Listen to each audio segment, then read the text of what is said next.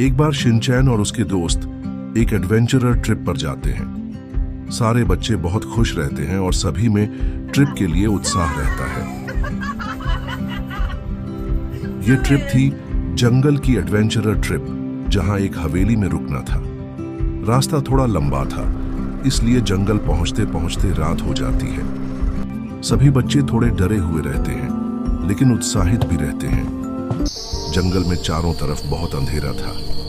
सभी बच्चे लाइट्स और मशाल जलाकर हवेली को ढूंढते हुए आगे बढ़ने लगते हैं। बहुत चलने के बाद आखिरकार उन्हें हवेली नजर आ जाती है और बच्चे हवेली की ओर जाते हैं। हवेली बहुत पुरानी और डरावनी थी। शिनचैन और उसके दोस्त हवेली का गेट खोलते हैं और अंदर जाने लगते हैं। चारों तरफ से अजीब अजीब आवाजें आ रही थीं। ऐसा लग रहा था जैसे हवेली कई सालों से बंद पड़ी है। बच्चे हवेली के अंदर पहुंचते ही घबरा जाते हैं और डरने लगते हैं। हिम्मत करके सभी बच्चे अपना बिस्तर तैयार करते हैं और रात गुजारने का सोचते हैं। सभी बच्चे सो रहे होते हैं। तभी शिनचैन को पायल की आवाज आती है। शिनचैन उठता है और उस आवाज को ध्यान से सुनता है और आवाज का पीछा करने लगता है। वो जैसे जैसे आगे बढ़ रहा था, आवाज तेज होती जा रही थी। आवाज का पीछा करते करते शिनचैन हवेली के बाहर जंगल में पहुंच जाता है। तभी उसे ऐसा लगता है जैसे उसका कोई पीछा कर रहा हो। शिनचैन बहुत डर जाता है। अचानक उसके सामने सफेद कपड़ों में एक लड़की आ जाती है। शिनचैन डर के मारे वहीं बेहोश हो जाता है और वो लड़की वहीं गायब हो जाती है। शिनचैन रात भर बेहोश पड़ा रहता है। जब सुबह शिनचैन की आंखें खुलती हैं तो वह घबरा जाता है और तेजी से हवेली की ओर भागता है, लेकिन उसे हवेली नहीं दिखती।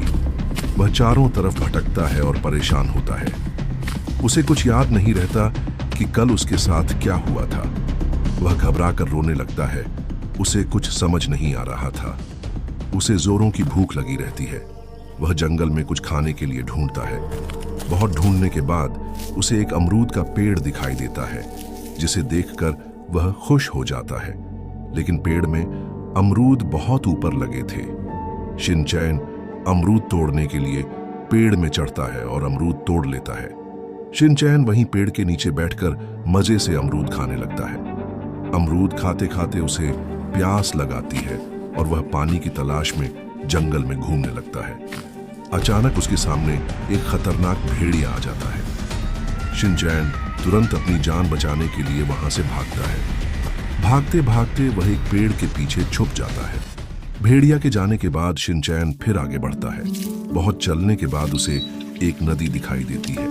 वह नदी के पास जाता है और पानी पीकर अपनी प्यास बुझाता है। शिनचैन थोड़ा पानी अपनी बोतल में भर लेता है ताकि आगे उसके काम आए। पानी भरने के बाद शिनचैन आगे बढ़ता है। शाम होने को आ गई थी। अब उसे अपने रहने का भी इंतजाम करना था। चलते चलते उसे एक गुफा दिखाई देती है। वह गुफा के अंदर जाता है और चारों तरफ देखता है। रात गुजारने के लिए उसे ये जगह बहुत सही लगती है, लेकिन गुफा में बहुत अंधेरा था।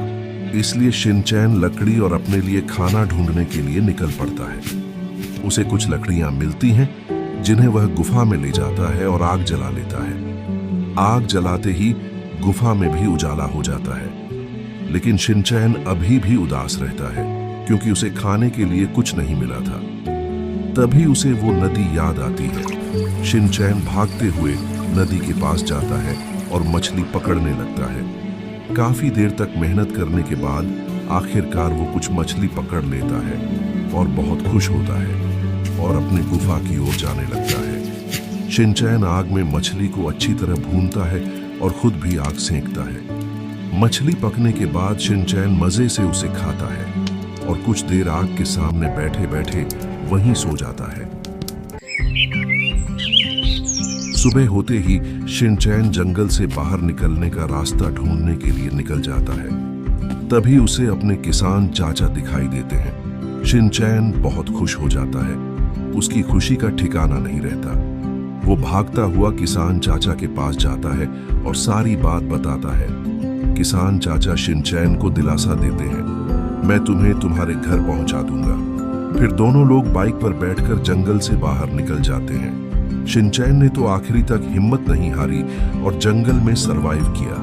उसके लिए एक लाइक और सब्सक्राइब तो बनता है।